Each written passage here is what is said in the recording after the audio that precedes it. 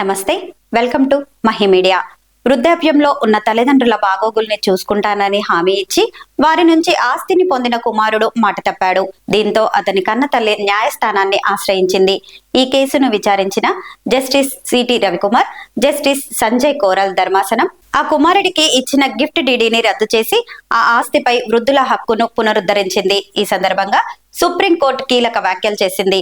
బిడ్డల నివారణకు గురయ్యే తల్లిదండ్రులకు 2007లో ప్రభుత్వం తీసుకువచ్చిన తల్లిదండ్రుల వృద్ధుల సంరక్షణ పోషణ చట్టం అండగా నిలుస్తోంది.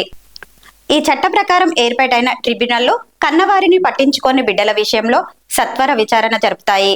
ఇలాంటి వివరాల్లో తల్లిదండ్రులు తమ పిల్లలకు బదిలీ చేసిన ఆస్తి హక్కులను తిరిగి తమకే దక్కేలా చేయాలని కోర్టులను ఆశ్రయించవచ్చు.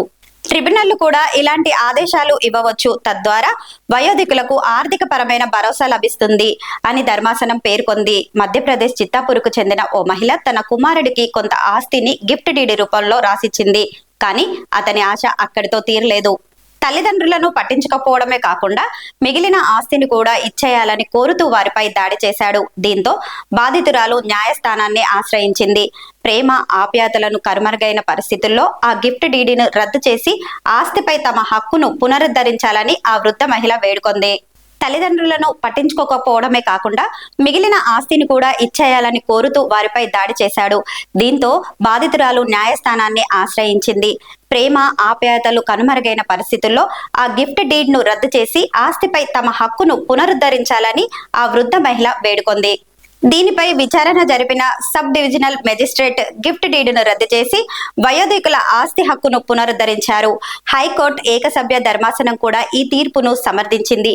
అయితే హైకోర్టు ద్విసభ్య ధర్మాసనం ఆ తీర్పును కొట్టివేసి కుమారుడికే ఆస్తి దక్కాలని పేర్కొంది. బాధిత మహిళ సుప్రీంకోర్టుని ఆశ్రయించగా వృద్ధ దంపతుల హక్కులను పునరుద్ధరించింది. కుమారుడికి ఇచ్చిన గిఫ్ట్ డీడ్ ను రద్దు చేసింది. ఫిబ్రవరి నెలాఖరులోగా కన్న తల్లిదండ్రులకు తిరిగి ఆస్తిని తిరిగివ్వాలని పేర్కొంటూ కుమారుడికి ఆదేశాలు జారీ చేసింది.